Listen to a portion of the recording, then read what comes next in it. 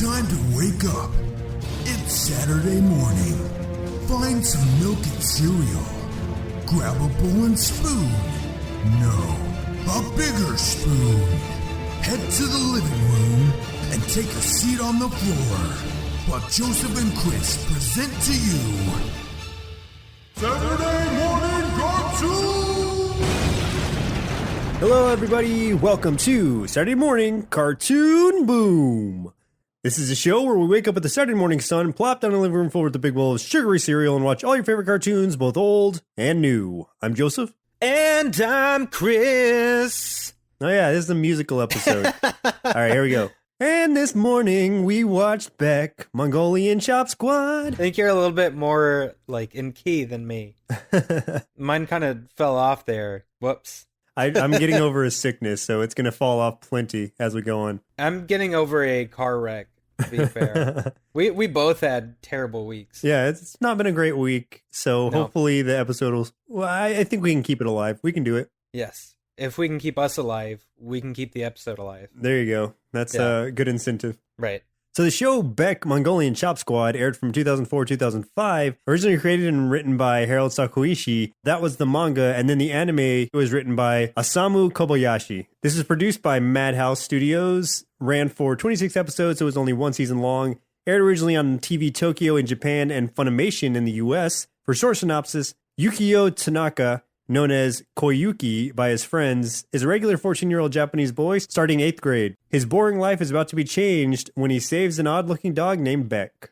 Yeah, kind of. I mean, that's really just getting to how things get an emotion. That doesn't really describe the actual show that much. Well, you can't really describe the actual show in the intro. You just have to kind of... This is how it kicks off. I guess that's fair. So, Chris, who are some actors who played in this one? There was a lot, and there's multiple voice actors for each character, so I just picked the three main characters, because I can't pronounce everything. It's gonna be so hard. I had trouble with two, so let's hear it. So, the character of Tanaka Yukio, aka Koyuki, was voiced by Daisuke Namikawa in Japan, and in America, Greg Ayers. The character of Ryuske Minami was voiced by Yuma Ueno in Japan and Eric Vale in America. And the character of Maho Minami, voiced by Miho Saiki in Japan. The singing voice was an artist known as Suelu, and in America voiced by Brina Palencia. Holy crap, that was a mouthful. My God. What are you guys doing to me with these anime names? Jeez. Yeah, right. That was harsh. Anyway, we didn't even really get to see much of the character Maho, but she's considered one of the main characters of the show. Yeah. It just so happened she wasn't really much in the ones that we watched. Yeah, she was Rei's sister, though, and Koyuki's kind of love interest. They kind of had a thing. Rei is the nickname for Ryuske. Oh, yeah. And I'm just going to call him Rei because he reminds me... It's going to be way easier. He reminds me of my brother Rei when he had long hair and he was a musician. So, nice. Yeah, it makes sense. So for a few tasty marshmallows out of our big bowl of Mongolian Chop Squad cereal, number one, Koyuki's guitar skills are modeled after Tom Morello of Rage Against the Machine. That makes sense. Uh-huh. Some of the guitar riffs sounded like that, so... Yeah. The series and manga had no affiliation with Beck Hansen, who simply goes by Beck. The subtitle Mongolian Chop Squad is used to distinguish itself from the Grammy Award-winning musician. Even though it said that, when I first heard of this, I assumed it still had to do something with him. Like, oh, maybe this is an anime that Beck, like, did the music for, or, like, helped develop or something, because it sounds like something he would do. Yeah, or at least the creator had some sort of, like, love for Beck as a musician, but it doesn't sound like he even knew he existed just by the way this looked. So Fender Japan also produced a line of Beck instruments, including a custom Jaguar and Koyuki's Telecaster. Those, I think, were only in Japan, though, so won't be able to find them here. Oh, that sucks. That would be really cool. That'd be a really cool thing to have. Yeah, like if we could find the one with the bullet holes in it, or at least like stickers that look like bullet holes, that'd be awesome. I love Fender. I have a Fender Fat Strat here at the apartment. Nice. Also, lastly, Ray's Black Gibson Les Paul guitar is named Lucille, which is also the same name B.B. King gave his Black Gibson. Lucille. Yeah, there were a lot of nods to other musicians, rock gods in this show, even from just what we saw. Oh, definitely. And there's a lot of music in this anime, and a lot of it was really good. I got really into some of the songs. I'm like, yeah, dude, I could listen to this. Some of the singing, not as much, but the music style was stuff that I could get into for sure. Yeah. So did you know, I mean, it sounds like you didn't, kind of in the same boat as me, but did you know anything about this show beforehand? Do you have any memories? No, I've only heard of it before. I had seen it advertised when it first came out, and yeah, just heard the name. So I didn't know really anything about it. I knew that it had to do with music, which is probably why I associated it with the musician Beck. But I didn't know anything I didn't know that it was like named after that little dog that looked like a little Frankenstein dog. Yeah. I don't understand the dog yet. I mean, even in the 3 we watched, that dog is really not explained. I don't know why it looks the way it does. It's weird. Yeah, it almost has like patches of different dog skin attached to itself. I'm thinking it just had like I'm thinking it had some kind of injuries where it had maybe some of its skin was removed or burned off or something. And so it had some other skin grafted on. And I don't know from other dogs. Yeah, I don't know why it was different types of dogs. Maybe that was by owner request or something, but that's just my assumption. There was like Dalmatian, and there was like definitely like a hound, and yeah, it was really weird. It was an interesting looking dog, though. Yeah, it was. Oh, hey, this episode was recommended via Twitter by Jeremy Housen. Oh yeah, at Jezza_NZ. Jeremy has picked another episode for us before in the past, and he's been one of our listeners on some of our other shows, also this one. So big thanks to Jeremy, who has always been really supportive. We love you. We do. All the way out there in New Zealand. I know. When I move to New Zealand, we're going to be neighbors. I'm going to request that I get a place right next to yours. Apparently, they're paying people to move to some town out there because they need jobs. I know, so I've heard. Yeah, so if you want to move to New Zealand, you can get paid to do it. Get paid for New Zealand. Musical episode. This show completely slipped by me, which is unusual since this came out during my early college years, which was pretty much when I was most invested in watching new anime. So I don't know how it did or why I had never heard of it even. Maybe I had heard it mentioned, but I assumed it was just someone talking about Beck. Not that I have anything against Beck the musician. It's just like I wouldn't have associated it with anime. So I don't know. Never knew about this until it was mentioned to us. I like some Beck. I mean, the musician. Let's go ahead and jump right into the 3 episodes we watched for today's show. The very first episode, highest rated episode, and finally, a random or listener chosen episode. Or it may vary depending on how these episodes fall chronologically. But of course, we have to start with the very first episode, which was The View at 14, Season 1, Episode 1. Where after having a rough evening hanging out with his friends, Koyuki happens upon a strange dog being picked on by some kids and scares them off. That's kind of the lead into it. We talked about that a little bit in the synopsis. I really, really like the intro song. I think the song was called Hit in America or something? Hit in the USA. Hit in the USA, yeah. By Beat Crusaders. And it's really good, dude. I could sing that song like I hear it in my head all the time now. Do it. Sing it. I don't know the words. I just know the like freaking do the tune.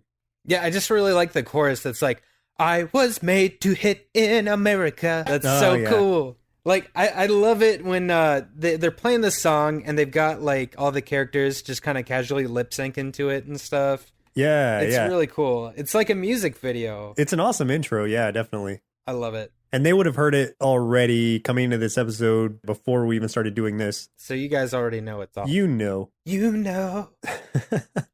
So in we're this gonna episode, pick up so many listens. or we're gonna lose so many listeners. Yeah, we're gonna top the charts with this thing, or fall off. So. Okay, this little dog belongs to Ray, who we mentioned earlier, and because Koyuki saved it, by the way, Koyuki is named that by another girl in this anime whose name escapes me, but he's named that because there were 2 people with his name, Yukio, so he is the smaller version, and so they called him Koyuki. I think the girl's name was Izumi. Yeah, that's what it was. And they were like childhood friends. Well, they're still children, but they were like really early childhood friends and kind of parted ways. This is one thing that threw me off, and I will go ahead and just... This stands for every episode that we watch, too. This is definitely an anime that you can't skip around. Like, oh, man. Because every episode we got to, I was so confused as to what was going on because I missed so much before it. So, like, we get introduced to Izumi that I'm like, okay, this is obviously the love interest because he's nervous around her. He seems like he really likes her. She's someone from his past. They haven't talked for 3 years, and now she's inviting him out. They're doing stuff together. I'm like, okay, obviously this is the girl he's going to be trying to stick with throughout the thing. But apparently she's only in like 2 episodes. So I'm like, what? Like, so confused. Yeah, that was something I was going to mention this was one where I'm sure it does go very chronologically, but it's not one where you can skip around. You won't be able to make sense of what's going on necessarily. Yeah, it was weird. I was not expecting it, and then we get to the next episode and it's like she's, talking about how he's with some other girl, and I'm like, what is going on? But in this episode, he's invited out with the girl Azumi at first. They go bowling together. They go to this weird restaurant that's kind of like this guy's serving alcohol to minors and stuff. I don't know exactly what's going on there, but it's a shady establishment. We see Ray break up with his then girlfriend because he's too busy for her. He's just kind of he's only 16, and that was the best. Yeah. He's 16. He talks like he's in his 20s or something, and he gets treated like it. Like when the girl's like super upset and like asking why he's doing this, he's like, I just don't have time right now. I don't have time for this. And she like slaps him. I'm like, jeez. Yeah. Like, what a line. I don't have time. He's just kind of a slacker kid. He's too cool. He's way too cool. Way too cool for her. There's a lot of things I liked about this first episode. Some of it wasn't really carried on in some of the other episodes, but like he's got this friend with him that is supposed to be the same age, but for some reason looks like a 50-year-old man. Oh, yeah. Because he's got like gray in his hair. He's got a really hard looking face, but the dude is super goofy, and he's like trying to take pictures of girls' crotches and stuff while they're swimming. And, like such a huge pervert.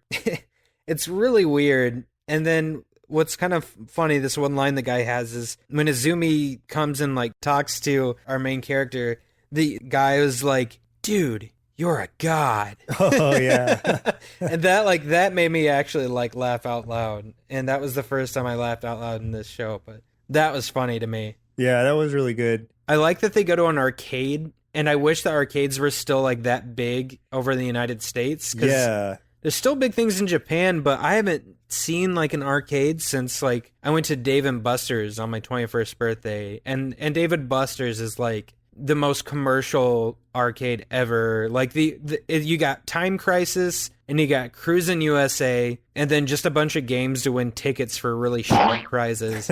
And that's pretty much it. Like nothing cool. So I miss that arcade. That was cool to hang out at as a kid. Yeah, this place looked really cool. Like it was a common hangout place for the kids. We actually have a place down here called Free Play Arcades where you pay a certain amount up front. I think it's like, I don't know, $12, something like that. And then it's unlimited arcade time for however long you're there. And then you can also buy alcohol there. So it's a fun place to go. There you have pinball machines. They have a ton of arcade games. It's great. So guess what I'm doing in November when I come down there? You should. Yeah, we'll definitely do that. But yeah, so that's their hangout spot there. Azumi and Koyuki go to visit Ray, and it's some kind of weird like intro to his place. I don't know if it's supposed to be like a mysterious place or what, or if it's like really off the beaten path. There's like a dirt clouds going around and stuff. Yeah, and there's like really dramatic music playing and stuff. But then that's the end of the episode. Yeah, it cuts the episode off like, right there. What? Like it was a dramatic cliffhanger that, they found Ray's house. But I'm like, what's dramatic about this? It's a house and it's dusty outside. Yeah, I bet the second episode would have told us if we had watched that. Yeah, like that's why there's several moments in some of these episodes I feel like they kind of not really missed the mark so much, but the payoff was somewhat disappointing. It's one of those things where it's like when you're reading comic books, some issues are written for the trade, where it's like you need to read them all 6 in succession or else you're going to miss something somewhere. This is what that show was like to me. Yeah, I agree completely. I'm going to try not to let that affect my rating of this one, because I think we pretty much have to come to it as a per episode basis, like what the quality was over the flow, because obviously jumping around the way we usually do, it doesn't work as well with this particular show. Right. No, that makes sense. And oh my gosh, like this show's kind of hardcore. Like they do not shy away from the F-bombs. Oh my god, yeah. And Ryuske like pulls out a gun and like sticks it in this dude's face and is talking about how he's gonna like blow his brains out. But it turns out that it was a prop gun. Yeah. And the guys find out and beat the crap out of him. I was really nervous when I saw that. I was like, oh man, where's this show going? Like, what kind of show is this I'm watching? It's a very tense moment. I can really relate to Koyuki because as a teenager, I was a lot like him. I was soft-spoken for the most part. I went through a period where I was like 15 going into 16 and my personality dramatically changed. And it's because I met different people and because I started in a band. So it was a lot like this. Like I had certain friends. I was a certain way. I was quiet. I sat in the back of the class. I didn't care that much about school and didn't have a whole lot of hobbies outside of school. And I was like him, whereas like there's this one part when we first get introduced to him, he's doodling and he gets called on in class and he reads from the wrong book. I can't tell you how many times that happened to me at school, like all the time. So this was definitely me, and things for me changed just like him when I met this guy who his nickname was Happy instead of Ryuske or Ray. And me and him started a band together, and then like everything dramatically changed for me, and that became my life for like the next several years, was just playing music. And I was going to like CD bars and stuff like that as a teenager, just like this guy. So this show's about me. I totally relate to this character. I mean, I was thinking that when I was watching this, I was like, Chris is probably going to be able to talk a lot more about this than I can on a personal level because of you being in that band as a teenager, just like these characters. Yeah, I mean, that kind of just brings it to what I assumed it would be, where you would have a lot more insight into, like, is this how things are, or is this anything similar to what it was like? Yeah, this show is probably the closest that I've ever seen media come to a teenager in a band. Like, some of the situations they get into and some of the, like, the politics with other bands and stuff on a local level is very, very similar to what we got here. And I'll explain some more of that when we get in the next episodes. Nice. So that's a good segue to get into the next episode, which is Secret Life, Season 1, Episode 12. This was Jeremy's pick, actually, but I really like this episode, and it introed one of the songs that I really love. This is probably my favorite song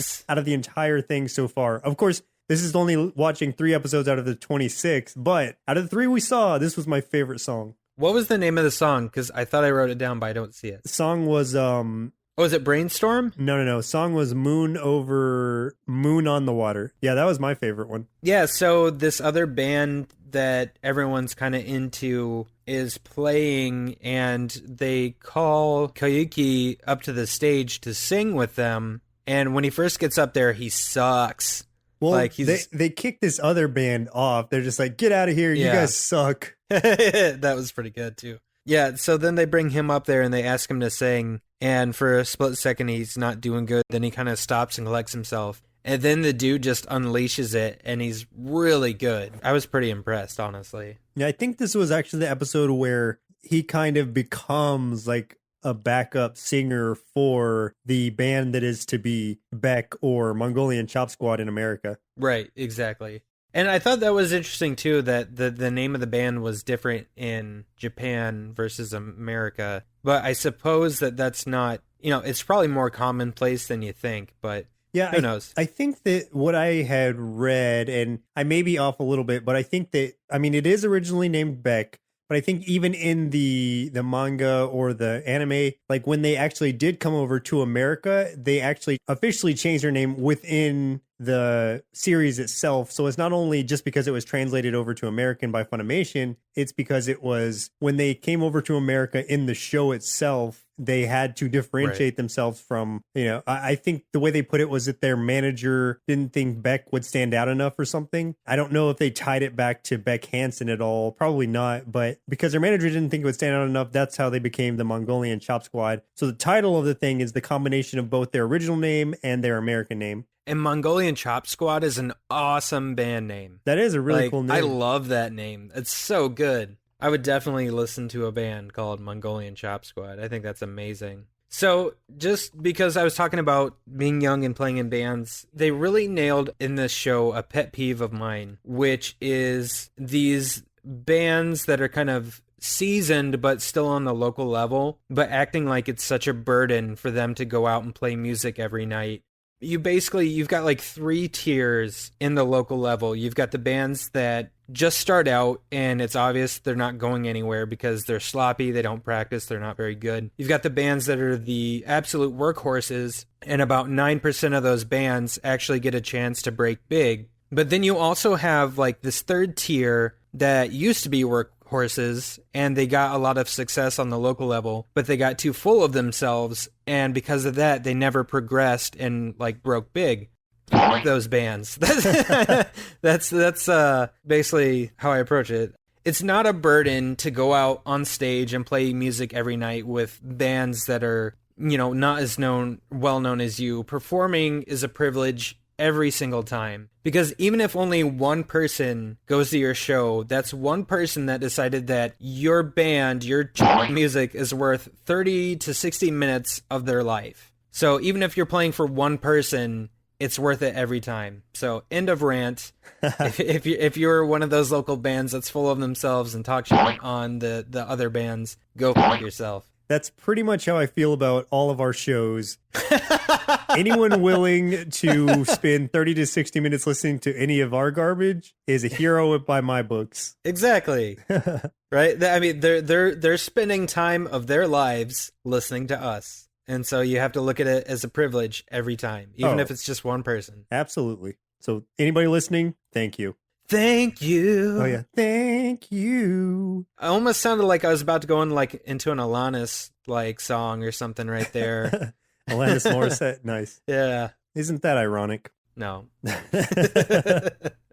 So Koyuki sings Moon on the Water. Like you were mentioning earlier, he gets that bad case of stage fright at first, but then he really kind of comes out and gives it his all, puts his heart into it, and that's when it's just really kind of takes over for him. And that's essentially what really helps his band to hit it off big. It's a big turning point for his band to where now they're noticed, because not only that, there's also a upcoming filmmaker who's shooting a documentary of this live showing, and he, of course, is presented in it because he comes up on stage. So he's getting that representation within that documentary, and that's also helping to push for his band. And then he kind of, so after he sings and stuff like that, he's starting to get a little bit of notoriety, which is cool. And there's this one scene that I don't remember exactly why he goes there. I don't even think much dialogue is exchanged with him and this other person, but he goes and he's going to talk to some dude that looks like maybe some kind of manager or something, who's yelling at someone on the phone. I mean, cussing them out hardcore. Yeah. He sees Koyuki walk in and he's just like, hi. And then goes back to cussing this dude out over the phone. Koyuki just kind of keeps just going on, and he ends up meeting up with Izumi at a pool in the middle of the night. And I really liked this scene because this takes me back too. I distinctly remember swimming in my parents' pool as a teenager on the 4th of July with a girl, and fireworks going up overhead and stuff like that, and just kind of hanging out and just enjoying the night. When you're a teenager, especially if you're in a band, only 2 things pretty much exist to you, and that is the band and whatever girl you're in love with that month. Yeah. So, I don't know. It brings back a lot of nostalgia for me. Every episode, brought me something back. Yeah, there was a point that touched age. On something in your life. Yeah, exactly. So this is where we hear she's kind of talking about how she broke up with her boyfriend, but that she feels she missed her window of opportunity with him. And that's where I was like, wait, what? I was so confused. That's a trap. Yeah. And because that's why I was just like, well, why isn't he oh no, sure, I'm good to go. But then we see this other girl come up. She's singing, and she sees them in the pool, and she starts crying and runs away. So I'm like, oh, Maho. Yeah, he must have been seeing this other girl or they must have had some kind of thing going, and that's what Izumi's talking about. But I was so confused here because we hadn't even, in the episodes we watched, we hadn't even met that character yet. So I was completely lost at that point. Was that the end of that episode? Do you remember? Oh, the very end of the episode ends on a sad note, but I don't understand the significance. Again, I'm kind of lost. Yeah. Everyone's watching this television news broadcast thing of some pop singer that committed suicide. Oh, yeah. And it looks like it's affecting everybody, but I have no idea who this is supposed to be. Maybe the characters had some kind of interaction with her prior to this. It must have, or they, I don't know, it must have been were inspired by her. Who knows? But yeah, you can feel the gravity of it, even if you jumped from episode 1 to episode 12, somewhere in between, this character had significance, this musician, and now she is lost. Audible shrug. Audible sadness. I don't think there's anything else about this episode. We can jump into the last episode we watched for today's show, which was Third Stage, Season 1, Episode 24, which was the highest rated episode.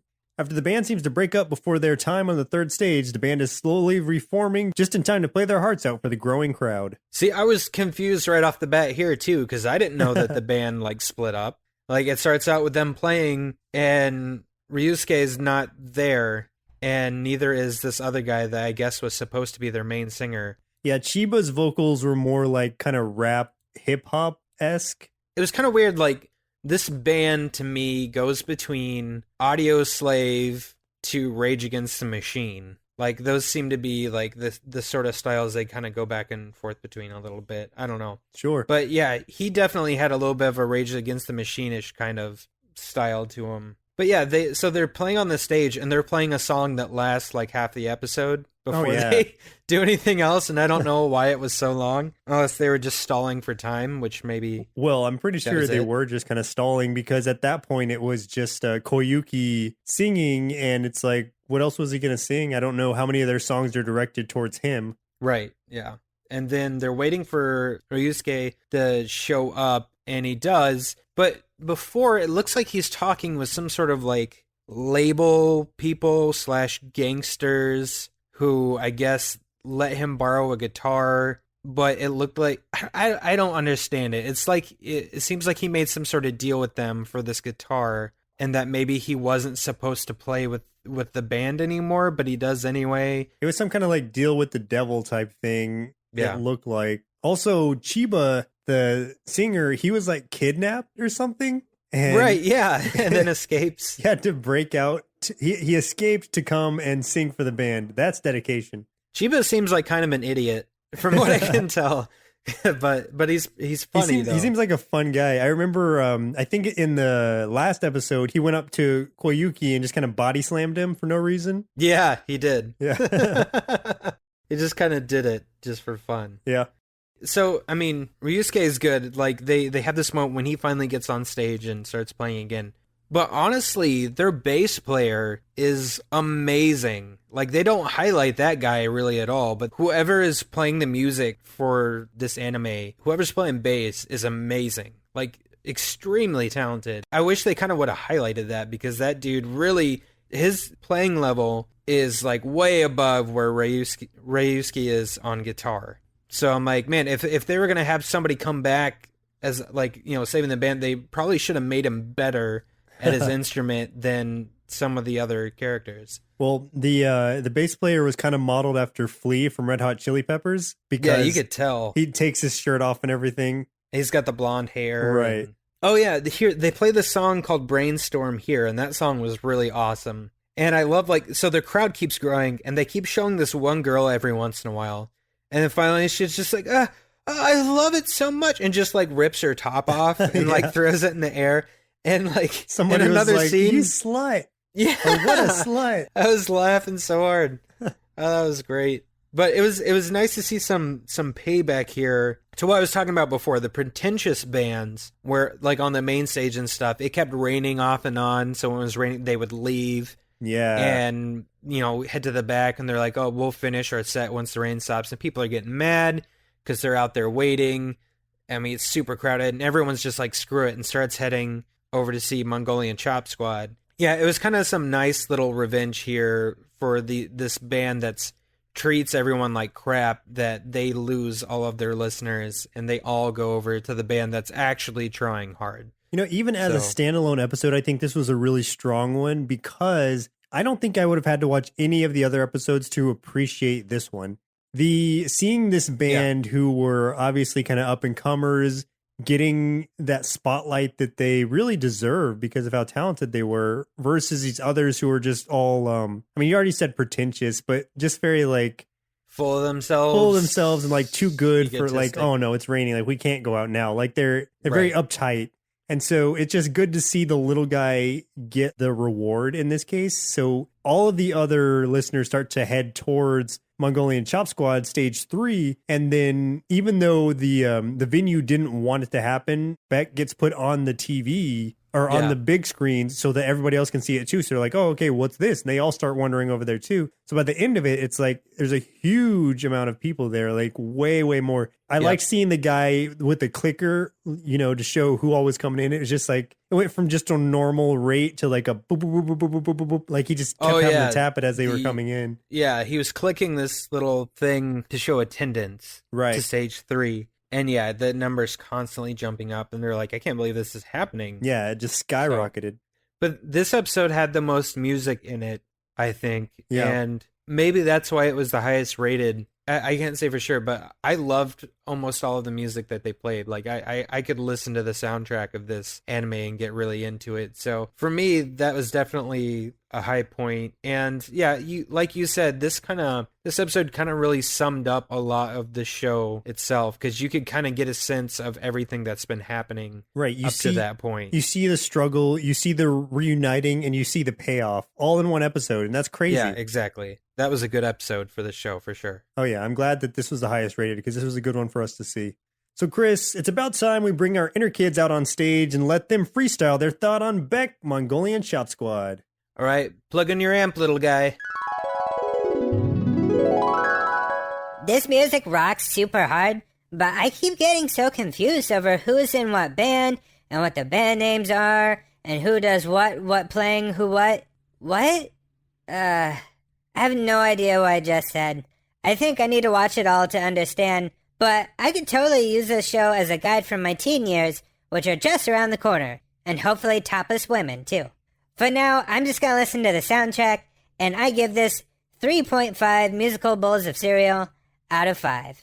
And now, stage left. While I am a fan of music, not being very musically inclined myself, Beck is not a show that I would typically be drawn to. However, setting the musical portion aside, this show really nailed the slice-of-life drama aspect, doing a wonderful job on plotting out points of self-discovery, allowing the viewer to really relate to the characters, Koyuki in particular. On top of that, this anime's score was incredibly catchy and often paid homage to various rock legends. Overall, I would give this show 4 bowls of Beck, not the Beck you're thinking of, cereal out of 5, and can say without a doubt that it rocked. Pun definitely intended. In closing, it also made me more comfortable with dropping F-bombs, because why the fuck not? So that's how I learned that word. I was wondering where that came into play. Well, let's drop the curtain on those two. So, do you have any final thoughts about Beck, Mongolian Chop Squad? I think this is a great anime all around. I don't think that it's for everybody, maybe. I do and I don't, I guess. There's a portion of me that really likes the slice of life aspect of it where you can follow these characters and see them going from their kind of a naive, youthful stage to starting this band and going through all the trials and tribulations that come with that. And that much I can appreciate about it. But I think this would appeal more to people who are, like you said, either in bands or are, huge fans of music.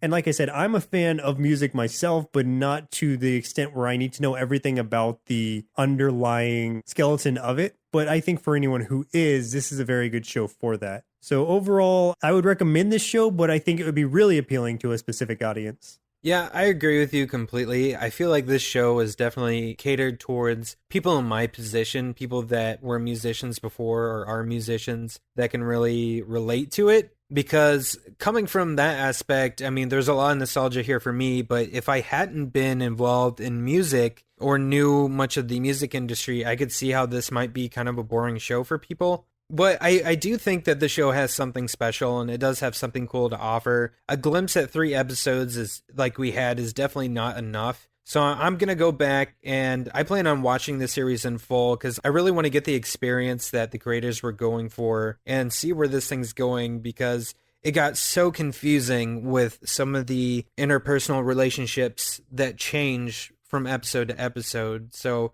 yeah, I feel like to really understand it, I got to watch the whole thing. So I would recommend that. This is one that if you want to watch it, invest the time in it and give it its like full shot. Yeah, absolutely. And honestly, it's kind of weird because I feel like this show tugged at my nostalgia more than anything we've watched so far. And not because it's something that I watched as a kid, but it's just because it had so many relatable experiences for me in particular. So it's strange to me that I've never seen this show, but I was able to relate, and it was able to, like I said, tug that nostalgia chain more than what we've done so far. So it's really exciting for me in that aspect. So I'm looking forward to watching the full show, and I think it's one I could easily grow to love. Grow to love. I was going to say, is there anything else you want to sing before we go? I think I'm good. What was that song? Do you remember what the song was that he kept on singing for most of the last episode we watched? I don't remember, but I remember hearing the chorus at least 7 times. And it's very surprising that I do not remember the words to that. It seems like it would have been ingrained in my head. I mean, I definitely like the full moon sways part. Full moon sways. Yeah, that was a good one. In closing for this, though, thank you so much, Jeremy, for recommending this show. It was really interesting and a good surprise to both of us for different reasons. Definitely. Thank you, Jeremy. Oh, that was beautiful. Yeah, I tried. He's going to make that his ringtone or something. Well, listeners, it looks like our milk supply has now run dry, so it's time. Oh, let me sing this. Hold on. Well, listeners, it looks like our milk supply has now run dry, so it's time for us to say goodbye. Goodbye. Oh, man. We're so good. I know. We should start a band. Fucking talented. We'll call it Beck. Anyway, next week we'll be watching Parasite the Maxim, submitted via YouTube by We Are Sibs. Nice. And once again, I'm Joseph. And I'm Chris. And we'll see you next Saturday. Presented by Nerdsloth, a place for lazy nerds. If you like what you heard, consider donating at patreon.com/nerdsloth so we can continue bringing you quality shows. Be sure to also leave us a review and share your favorite episodes and clips on social media. If you're looking for more content, visit us at nerdsloth.com.